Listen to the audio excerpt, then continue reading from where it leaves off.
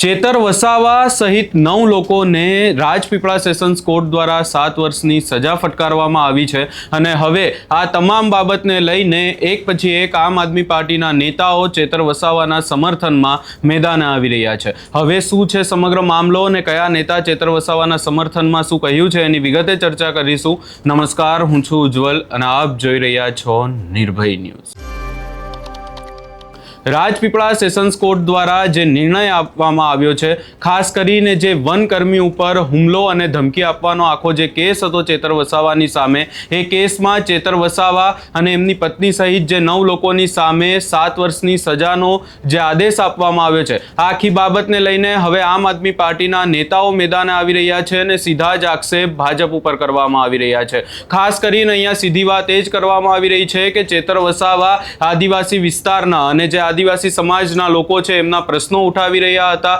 ભાજપને ક્યાંક ને ક્યાંક ચેતર વસાવાથી તકલીફ હતી ને આ જ તમામ બાબતોને લઈને હવે ચેતર વસાવાની સામે આ સજાનો નિર્ણય લેવામાં આવ્યો હોય એવી વાત હવે આમ આદમી પાર્ટીના નેતાઓ કરી રહ્યા છે। વધુમાં આ સમગ્ર બાબતને લઈને આમ આદમી પાર્ટીના નેતા મનોજ સોરઠિયા દ્વારા શું કહેવામાં આવ્યું છે એ પણ સાંભળી લઈએ। નમસ્કાર, હું આમ આદમી પાર્ટીમાંથી મનોજ સોરઠિયા।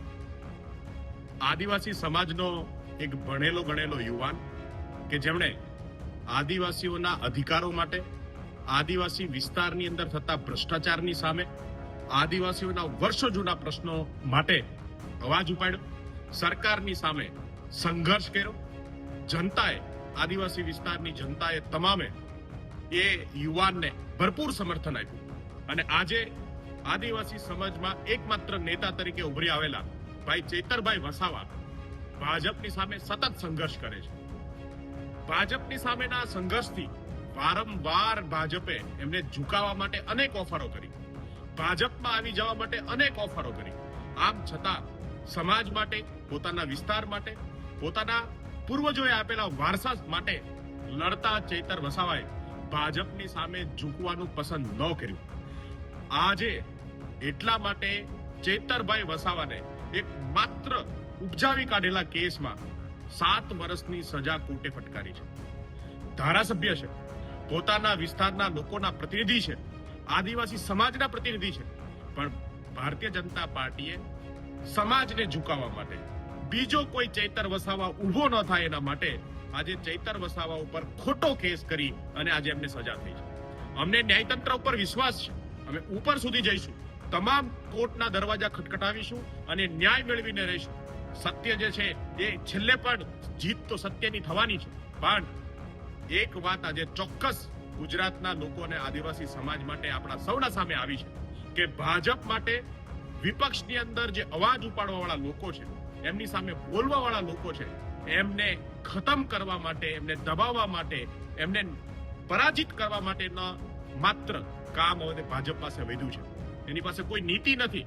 સમાજનું ભલું થાય, લોકોનું ભલું થાય, ભ્રષ્ટાચાર મુક્ત વિકાસ થાય એવું કોઈ કામ ભાજપ કરતી નથી, પણ ભાજપનું કામ માત્ર ને માત્ર એ છે કે એમણે વિપક્ષની અંદર બેઠેલા, સામે બોલતા, અવાજ કરતા લોકોને કોઈ પણ ભોગે બેસાડવાનું કામ જે છે એ ભાજપની એક માત્ર નીતિ રહી છે।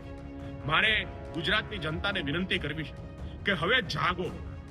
આ લોકતંત્રને ખતમ કરવા વાળી ભારતીય જનતા પાર્ટીની ગુલામી વધારે સહન ના કરાય। હવે જાગવું જોઈએ। આ તમામ જે સત્તા ભાજપને આપણે આપી છે એ સત્તાનો એ દુરુપયોગ કરે છે। કરોડો રૂપિયાના કૌભાંડો કરનાર લોકો આજે ભાજપમાં બેઠા છે, ગુજરાતને લૂંટનાર લોકો આજે ભાજપમાં બેઠા છે, પણ એના વિરુદ્ધમાં કાર્યવાહી નહીં થાય। સામાન્ય માણસનો અવાજ ઉપાડવા વાળો, સામાન્ય માણસ માટે કામ કરવા વાળા વ્યક્તિ વિરુદ્ધ આ કાર્યવાહી થવાની જે પ્રથા પાડી છે ભાજપે, એ પ્રથા ગુજરાતના માટે ઘાતક છે। ગુજરાતને ભરખી જશે, ગુજરાતને લૂંટી લેશે। આવા લોકોની સામે હવે જાગો। આપણે સૌ સાથે મળી ભાઈ ચેતર વસાવાની સાથે રહીએ, ચેતર વસાવાને સમર્થન આપીએ, એમનું જે ઉત્સાહ છે એ વધારવાનું કામ કરીએ। આવો સૌ મળી અને ગુજરાતની અંદરથી ભાજપને ભગાવવાનું કામ કરીએ। જય હિન્દ, જય ભારત, જય જય ગરવી ગુજરાત। આ સમગ્ર બાબતે ચેતર વસાવાની સામે ભલે ક્યાંક ને ક્યાંક સેશન્સ કોર્ટ દ્વારા એમને સજા ફટકારવામાં આવી હોય, પરંતુ આગામી સમયમાં હવે આમ આદમી પાર્ટી દ્વારા ઉચ્ચ ન્યાયાલયમાં જઈ અને તમામ કોર્ટોના દરવાજા ખખડાવવામાં આવશે અને આ તમામ બાબતોને લઈને યોગ્ય નિર્ણય લેવામાં આવે એવી માંગ કરવામાં આવશે એવી વાત અહીંયા મનોજ સોરઠિયા દ્વારા કરવામાં આવી છે. આગામી સમયમાં ચેતર વસાવાના સમર્થનમાં આમ આદમી પાર્ટીના નેતાઓ દ્વારા ક્યાંક ને ક્યાંક ઉચ્ચ અદાલતમાં પણ આ તમામ બાબતે અરજી કરવામાં આવશે એવી વાત કરવામાં આવી છે. જોવાનું રહેશે કે હવે આગામી સમયમાં શું થાય છે. આ સમગ્ર બાબતે તમારો શું અભિપ્રાય છે એ અમને કમેન્ટ કરી જરૂર જણાવશો અને અમારી ચેનલ નિર્ભય ન્યૂઝને લાઇક, શેર, સબસ્ક્રાઇબ કરવાનું ભૂલશો નહીં.